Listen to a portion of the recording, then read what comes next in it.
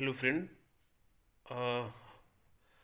हमारा पूर्णेंदु पाठशाला में आप सभी मित्रों का हार्दिक अभिनंदन है। इधर बहुत दिनों से या कह लीजिए कुछ महीनों से आप लोगों से कोई मुलाकात नहीं हो पाई, परंतु इधर यूपीएसजीएस का एग्ज़ाम होने वाला है। फॉर्म भी आने वाले समय में फिलअप किया जाएगा। इसी क्रम में मेरी हार्दिक इच्छा थी कि आप लोगों के लिए मैं यूपी एचजीएस की जो पुराने जो पेपर हैं जो साल दर साल हुए हैं उसको जो है आप लोग के सामने रखा जाए।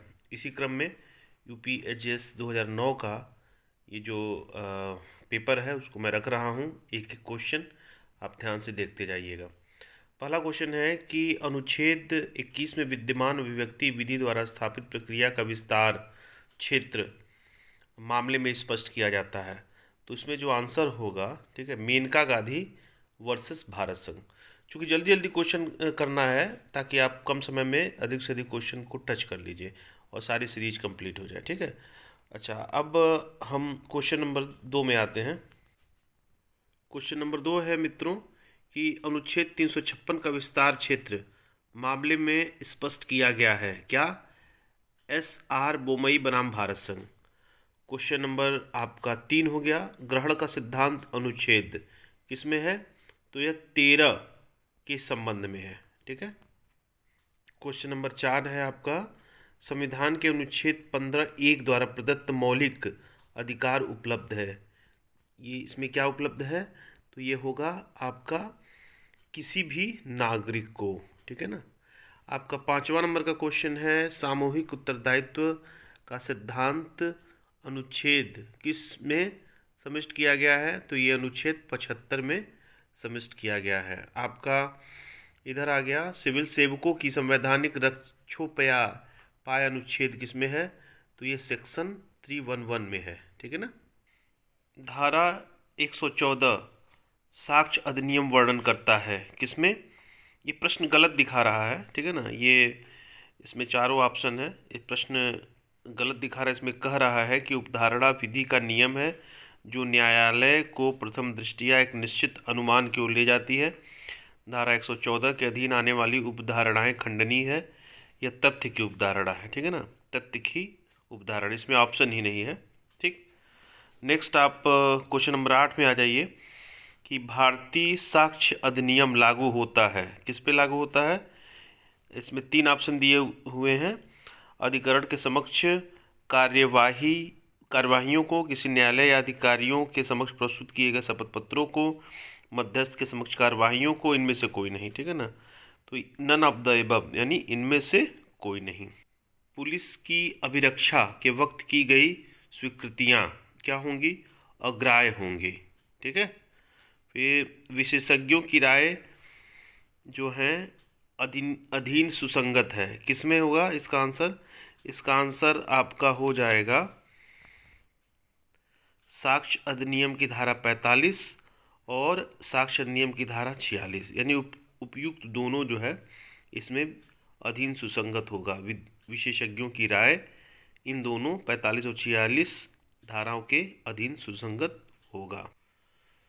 अब नेक्स्ट क्वेश्चन है कि सूचक प्रश्न समानतया पूछे जाते हैं। ये बहुत अच्छा प्रश्न है, अक्सर पूछा जाता है प्रति परीक्षा में, ठीक है ना, जो सेक्शन 143 में दिया गया है। अच्छा, नेक्स्ट है कि क ख की हत्या का अभियुक्त है, निम्नलिखित में कौन सुसंगत तथ्य होगा? तो इसका जो आंसर होगा वो होगा सभी। क का क्लब के साथ खेत में जाना, क का घटना के तुरंत बाद यह कहना कि वो अपने पिता की मृत्यु का बदला लेगा, या गांव में पुलिस पहुंचने के पहले क का भाग जाना, यानी ये सारी चीज़ें होंगी ABC तीनों सही होगा। नेक्स्ट क्वेश्चन आपका हो जाएगा कि साक्ष्य अधिनियम की धारा 9 के अधीन पहचान परीक्षा परेड किसके द्वारा की जानी चाहिए? तो इसका भी होगा उपयुक्त सभी। इसमें भी है कि निम्नलिखित में कौन सुसंगत है एवं साक्ष्य में प्राप्त किया जा सकता है? टेप रिकॉर्ड, कुत्ते द्वारा खोज, नार्को विश्लेषण परीक्षा, इसमें भी होगा आपका उपरोक्त सभी। इसमें धारा 313 दंड प्रक्रिया संहिता के अधीन अभियुक्त का कथन शपथ पर अभिलिखित किया जा सकता है, ठीक है ना। उक्त कथन मिथ्या है, मतलब कि धारा 313 दंड प्रक्रिया संहिता के अधीन अभियुक्त का कथन शपथ पर ये गलत बात है, इसलिए उक्त कथन मिथ्या है, जिसमें एक्सप्लेनेशन भी है कि दंड प्रक्रिया संहिता 313 के अधीन प्रत्येक जांच या विचारणा में बिना चेतावनी अभियुक्त की परीक्षा की जाती है। ठीक है ना। नेक्स्ट क्वेश्चन हम लेते हैं कि धारा 319 CRPC के अधीन अभियुक्त को समन के लिए, ठीक है ना, समन के लिए इसमें से चारों में से क्या करना होगा?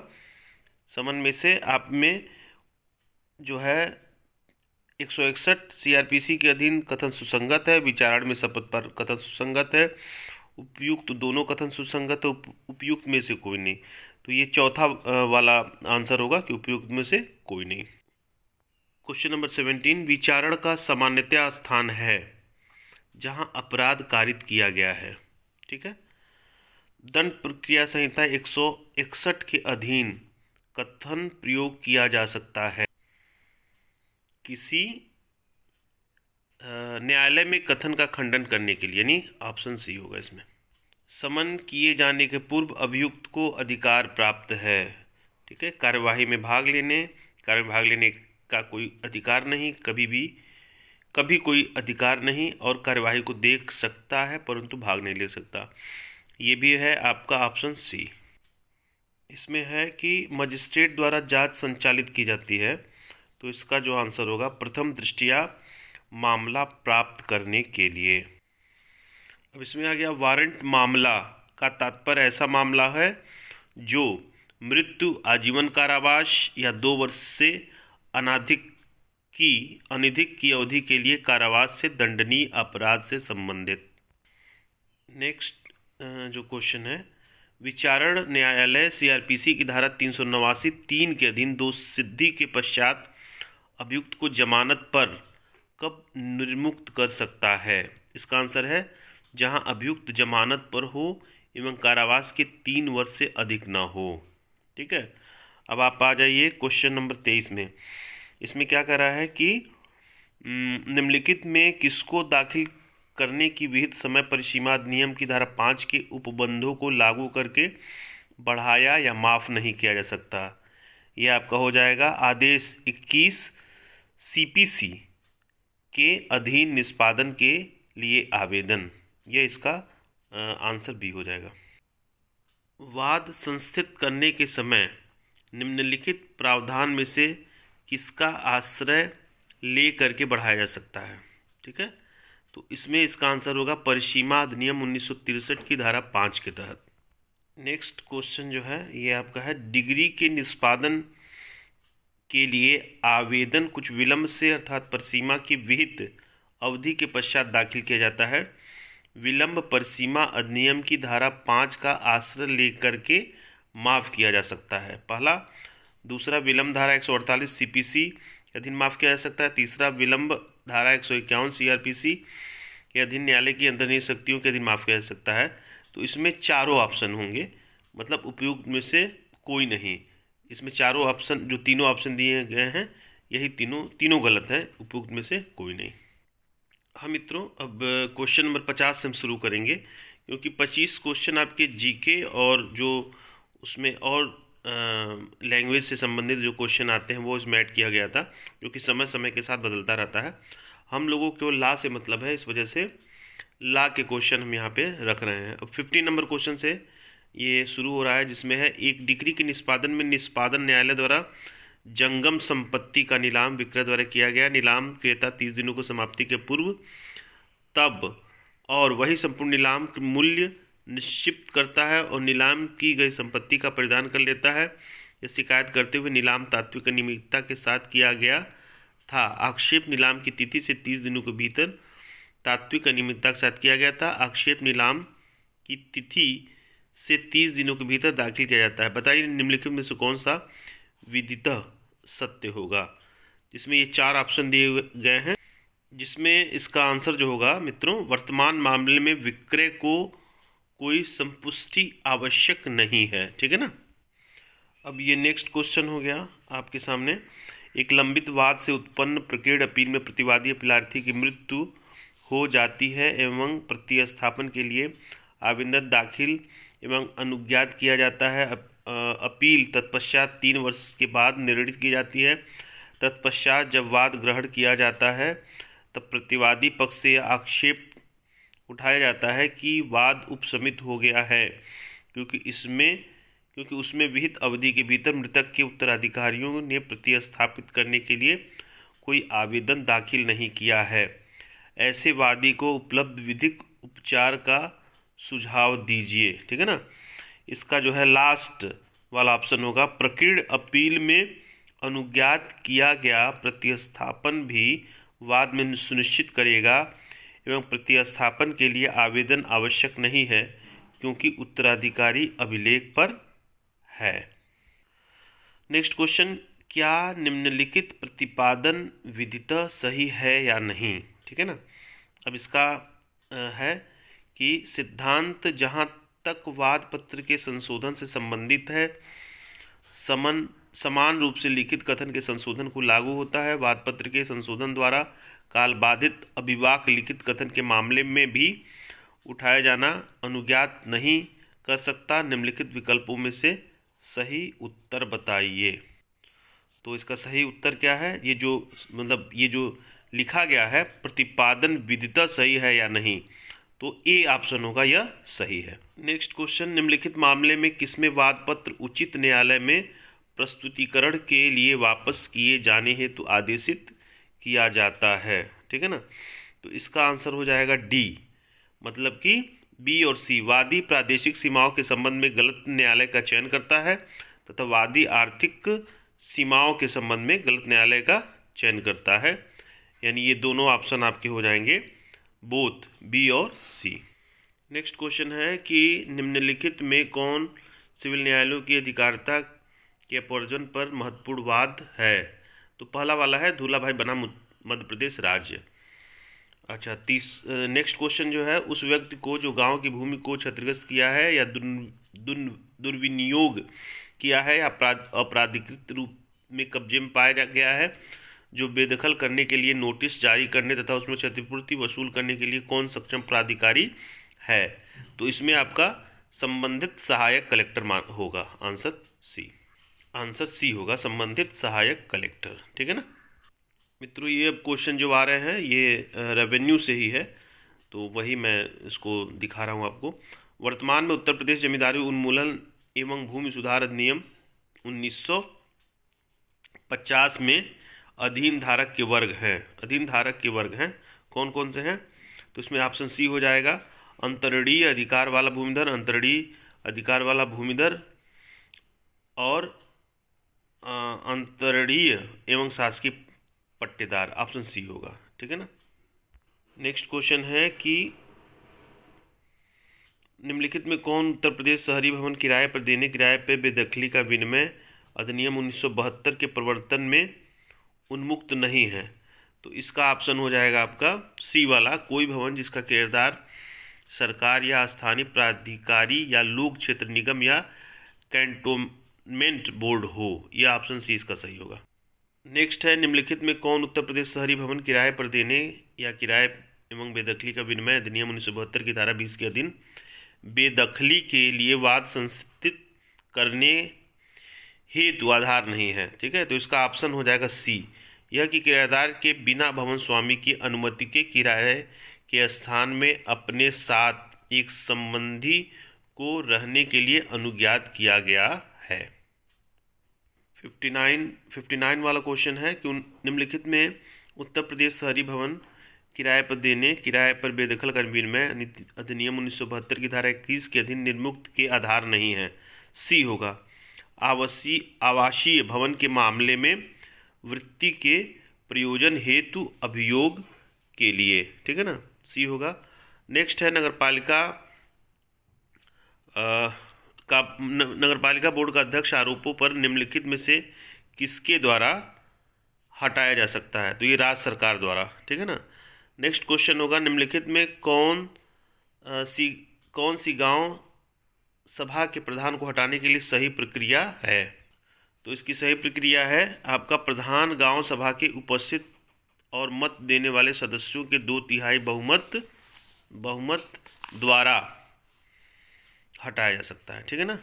उत्तर प्रदेश जोत चकबंदी अधिनियम 1953 की धारा 4 की उपधारा 2 अधीन अधिसूचना के प्रकाशन पर कोई भू धृत धारक किसकी लिपि अनुमति के सिवाय अपनी जोत या उसके किसी भाग का प्रयोग कृषि, बागवान या पशुपालन जिसमें मत्स्य एवं मुर्गी पालन के अंदर शामिल है से संबंध न होने वाले प्रयोजनों के लिए नहीं करेगा।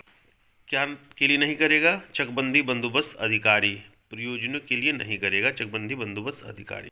उत्तर प्रदेश जोत चकबंदी अधिनियम 1953 के अधीन कार्यवाहियों में निम्नलिखित में कौन सा प्रावधान लागू नहीं होता है? कौन सा नहीं होता है? सिविल प्रक्रिया संहिता का आदेश 21। ठीक है। अच्छा, इसमें क्या है? उत्तर प्रदेश शहरी नियोजन एवं विकास अधिनियम 1973 के अधीन विकास क्षेत्र के भूमि के विकास के लिए अनुमति मंजूर करने वाला सक्षम प्राधिकारी है विकास प्राधिकरण का उपाध्यक्ष। Option C. क्वेश्चन नंबर 65 हो गया आपका कि निम्नलिखित में कौन विकास प्राधिकरण द्वारा उद्ग्रहित नहीं किया जा सकता है? ठीक है ना। विकास क्षेत्र में व्यापार या व्यवसाय चलाने का शुल्क। ठीक है ना, चलाने का शुल्क। नेक्स्ट है जब अपराधिकृत अनेक व्यक्तियों द्वारा सभी के सामान्य आशय के अग्रसर में किया जाता है, ऐसे व्यक्तियों में से प्रत्येक उस कार्य के लिए उसी ढंग से दायी होंगे मानो कि सभी ने यह अकेले द्वारा किया गया। उन सभी भले वो सबके साथ खड़े रहे, लेकिन माना जाएगा कि सबकी भागीदारी उस आपराधिक कृत्य के लिए एक है। Option A. क और ग की हत्या करने के लिए जाते हैं। क हाथ में भाला के साथ रक्षा करने के लिए खड़ा था, परंतु ग पर कोई चोट नहीं किया। ख ग को मार डाला। ठीक है ना। इसमें क्या होगा? इसमें होगा क और ख दोनों ग की हत्या के लिए दायी होंगे। Option B. भारतीय दंड संहिता की धारा 76 में यह प्रावधान करती है कि कोई बात अपराध नहीं है जो ऐसे व्यक्ति द्वारा की जाती है। ठीक है ना। कैसे व्यक्ति द्वारा की जाती है? इसका ऑप्शन हो गया आपका उसे करने के लिए विधि द्वारा आबद्ध हो या तथ्य की भूल के कारण सद्भाव पूर्वक विश्वास करता हो कि वह उसे करने के लिए विधि द्वारा आबद्ध है। Option A. ठीक है।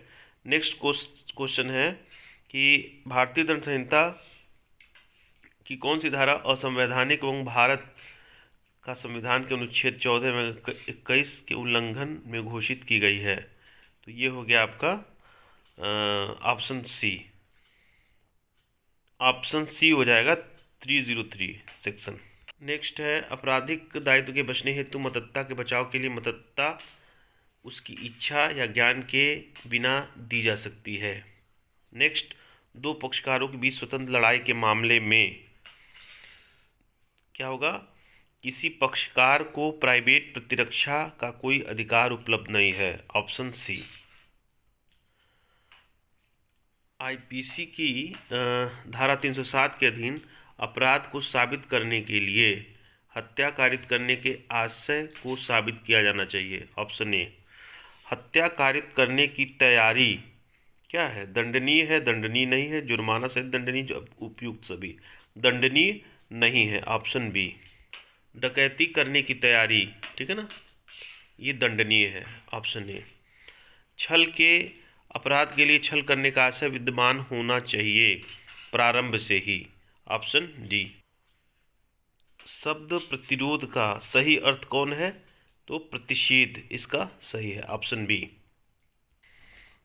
भारतीय संविधान अधिनियम की धारा 2I, ठीक है, अधीन पक्षकारों में से एक अधिक से एवं अन्य या अन्यों के नहीं अनुरोध पर विधि द्वारा प्रवर्तनीय करार करता है। क्या होगा इसका आंसर? शून्यकरण संविधा मानी जाएगी। ठीक है ना। नेक्स्ट क्वेश्चन है कि भारतीय संविधान अधिनियम की धारा 68 के अधीन अवयस्क को दी गई जीवन की आवश्यकताओं के लिए दावा क्या होगा? अवयस्क की संपत्ति या संपदा के विरुद्ध प्रवर्तित कराया जा सकता है। नेक्स्ट क्वेश्चन है आपका कि भारतीय भागीदारी अधिनियम 1932 की धारा 2 क के अर्थ के भीतर फर्म का कार्य कहा जाने वाला कार्य है। क्या है? केवल ऐसे कार्य जो फर्म द्वारा या के विरुद्ध प्रवर्तनीय अधिकार उत्पन्न करते हैं। ये प्रवर्तनीय अधिकार उत्पन्न करते हैं। ये ऑप्शन बी होगा, 79 का ऑप्शन बी। नेक्स्ट है, निम्नलिखित में कौन वैध भागीदारी है? तो एक फर्म के वैयक्तिक सदस्यों एवं एक अन्य फर्म के वैयक्तिक सदस्यों के बीच, ठीक है ना, के बीच। सुखाधिकार अधिकार है लोकबंधी, यानी ऑप्शन ए। अकृत्यपूर्ण दायित्व के लिए अभिनिर्धारित क्षतियां हैं निर्धारित, ठीक है ना, ये हो गया ऑप्शन बी। बोले गए शब्दों या संकेतों द्वारा अवमान्य है, ये हो जाएगा आपका ऑप्शन बी, ठीक है ना, अपमान वचन। बोले गए शब्दों या संकेतों द्वारा अवमान है अपमान वचन, ऑप्शन बी। सिद्धांत तथ्य स्वयं बोलते हैं सूत्र द्वारा अभिव्यक्त किया गया है, कौन सा? Res ipsa loquitur, option B. अपकृत्य विधि में सेवक के कार्य के लिए स्वामी का दायित्व कहा जाता है, ठीक है, क्या कहा जाता है? प्रतिनिधिक दायित्व।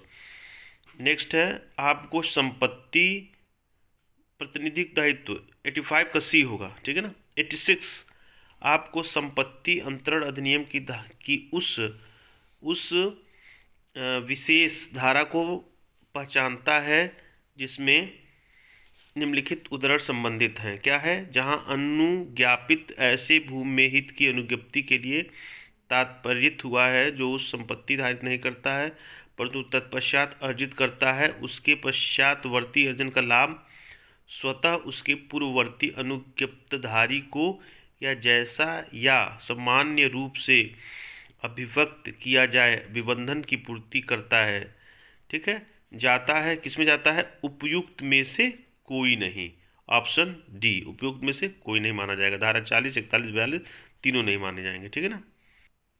संपत्ति अंतरण का अधिनियम 1882 की धारा 53 क, ठीक है ना, क्या है? भागिक पालन का। 53 का वर्णन करती है भागिक पालन का, ऑप्शन सी। पट्टे का निर्धारण संपत्ति अंतरण अधिनियम 1882 के अधीन वर्णित है, किया गया है, किसमें? ये आपका हो गया धारा 111 में। नेक्स्ट क्वेश्चन, पट्टे का निर्धारण संपत्ति अंतरण अधिनियम 1882 की धारा 52 वाद की लंबितता के दौरान अंतरण पर अन्यथा किसी संपत्ति से व्यवहार पर प्रतिषेध अधिरोपित करती है परंतु धारा में अधिकथित शर्तों की संतुष्टि हो गई हो। कथन है, क्या कथन है? जो भी है, क्या सही है कि गलत है? ये सही है, ऑप्शन बी। नेक्स्ट आ जाइए, संपत्ति अंतरण अधिनियम 1882 विक्रय की परिभाषा किस में दी गई है? धारा 54 में दी गई है, 54 में, ऑप्शन सी, ठीक है ना। उसका नेक्स्ट है, पट्टा की अवधि की समाप्ति पर स्थावर संपत्ति में पट्टेदार की स्थिति क्या होगी यदि वह कब्जे में सतत रूप से रहता है, ठीक है। ये होगा अतिधारण का अभिधारी। चूँकि मित्रों इसकी हिंदी बड़ी कठिन है, इसकी वजह से थोड़ा इंग्लिश भी आप लोग देखते रहेंगे, या नहीं होगा एक वीडियो मैं इंग्लिश का भी बना दूंगा इसमें। लेकिन अब जो पेपर में छपा हुआ है वो मैं आपको कंटिन्यू दे रहा हूं ताकि आप उसको रिवीजन करते रहिए और रिवीजन कर करके इतना इसको तैयार कर लीजिए कि एग्ज़ाम में ऑप्शन देखते ही तुरंत इसको टिक कर दें, ठीक है ना। तो इसका ऑप्शन होगा बी, अतिधारण का अभिचार, अभिधारी, ठीक है ना, ऑप्शन बी। निम्नलिखित में कौन सा स्थावर संपत्ति के वैध दान के लिए शर्त नहीं है? क्या है? प्रतिफल, ठीक है ना। प्रतिफल जो है कंसिडरेशन जो होता है प्रतिफल, इसको बोलते हैं, ऑप्शन बी। अच्छा, 93 में आ जाइए। 93 के क्वेश्चन को पढ़ लेते हैं हम लोग कि क अलीगढ़ स्थित घर का स्वामी अपने घर की देखभाल करने के लिए ख को कार्यवाहक के रूप में नियुक्त करने के पश्चात वर्ष 1970 में अलीगढ़ छोड़ा। क की जानकारी से उक्त घर में रहना प्रारंभ करता है। क प्रश्नास्पद घर के कब्जे के परिधान के लिए ख के विरुद्ध वर्ष 2005 में कार्यवाही प्रारंभ करता है। ख, यह अभिवाक लेता है कि एक वाद कालबाधित है। दूसरा, उसने प्रतिकूल कब्जे द्वारा हक पूर्ण कर लिया है। बताइए क्या होगा इसमें क्या होगा? इसका ऑप्शन आपको बताना है। इसका ऑप्शन ये होगा कि उपयुक्त दोनों अभिभावकों में से कोई मान्य नहीं है। कौन कौन से? चाहे वाद काल बाधित हो, चाहे ख प्रतिकूल कब्जे द्वारा अपना हक पूर्ण कर लिया हो, यानी उपयुक्त में से जो है कोई नहीं माना जाएगा इसका आंसर। ठीक है ना, इसको हम ऑप्शन डी में लेके जाएंगे। ठीक, दो हिंदुओं के बीच विवाह संपन्न हो सकता है। दो हिंदुओं के बीच विवाह संपन्न हो सकता है। वर की अगर उम्र ऑप्शन ए में है, वर 21 वर्ष की आयु पूर्ण कर लेता है तथा वधु 18 वर्ष की आयु पूर्ण कर लेती है। ठीक है ना, ए 21 वर्ष वर का होगा और वधु का होगा 18 वर्ष। ठीक है, अब आ जाइए नेक्स्ट। हिंदू विवाह अधिनियम 1955 में जो है 4 ऑप्शन दिए गए हैं। इन चारों ऑप्शन में कौन सा सही है? पहला हम पढ़ते हैं, पहला ही ऑप्शन सही है कि विवाह के अनुष्ठापन के लिए अपेक्षित संस्कारों को विहित नहीं करता, परंतु इसे संस्कारात्मक विवाह के रूप को चुनने के लिए जो किसी पक्षकार को लागू होने वाली किसी प्रथा या चलन के अनुसार हो, पक्षकारों पर छोड़ देता है।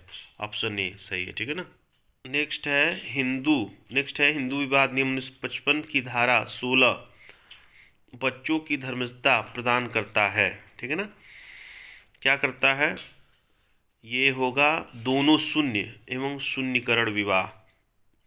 16 जो है धारा 16 बच्चों की धर्मस्थता को प्रदान करता है। कब? जब दोनों शून्य एवं शून्यकरण विवाह हो। ठीक है ना, ये सेक्शन 16 डिफाइन करता है। ठीक है, ये आपका ऑप्शन हो गया डी। तलाक प्रभावी हो सकता है कब? मौखिक रूप से बोले गए शब्दों द्वारा या लिखित रूप में, यानी दोनों अगर ये काम किया जाए तो ये माना जाएगा कि तलाक प्रभावी हो गया, जिसका ऑप्शन डी हो जाएगा। ठीक है ना, डी। वैध मुस्लिम विवाह के लिए, ठीक है, क्या है, क्या ऑप्शन है? प्रस्ताव एवं स्वीकृति उसी समय एवं स्थान पर होना चाहिए। उसी समय एवं स्थान पर होना चाहिए, ये ऑप्शन सी होगा। ठीक है, एक मुस्लिम अपने पत्नी को तलाक दे सकता है क्या? बिना कोई कारण बताए, जब कभी भी वह ऐसा चाहता है। ये मतलब ये पुराना 2009 का है। अब इस समय तो पता ही है आपको कि कोर्ट केस के थ्रू ही जो है तलाक मिलना है।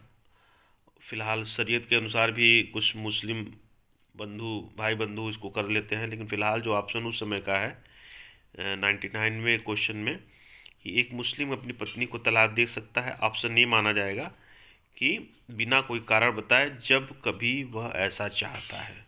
ठीक है ना, ऑप्शन ए। ये अब लास्ट क्वेश्चन है आपका। भारत का संविधान के अनुच्छेद 352 के अधीन आपातकाल की घोषणा प्रवर्तन के दौरान गारंटीकृत मौलिक अधिकारों के सिवा मौलिक अधिकार का प्रवर्तन निलंबित किया जा सकता है। ठीक है ना, तो ये कौन सा ऑप्शन होगा? ये ऑप्शन सी होगा। 20 और 21 यानी 352, जब कॉन्स्टिट्यूशन में 352 की घोषणा की जाती है तो ऑटोमेटिक जो आर्टिकल होती है 20 और 21, ये दोनों जो है अपने आप जो है ज़ीरो मान लिया, निलंबित मान लिया जाता है। ठीक है ना, तो मित्रों ये आपका 2009 का जो एचजीएस के पेपर है 100 क्वेश्चन है जिसको हमने सॉल्व करा है। बीच के 20 से 25 क्वेश्चन जो जीके और करंट अफेयर्स के थे वो समय के साथ बदलते रहते हैं। ठीक है, वो तो आपको खुद पढ़ना होगा, लेकिन ये जो पेपर है मैं कोशिश करूँगा कि जो भी इसके आगे के और भी पेपर हैं 2009 के अलावा वो सारे पेपर मैं आपके सामने रखूं और आप इसको रिवीजन के तौर पे रोज़ देखते रहें, सुनते रहें और पढ़ते रहें। ठीक है, धन्यवाद। अगले वीडियो में फिर आपको एक नए पेपर के साथ। Thank you. ओके।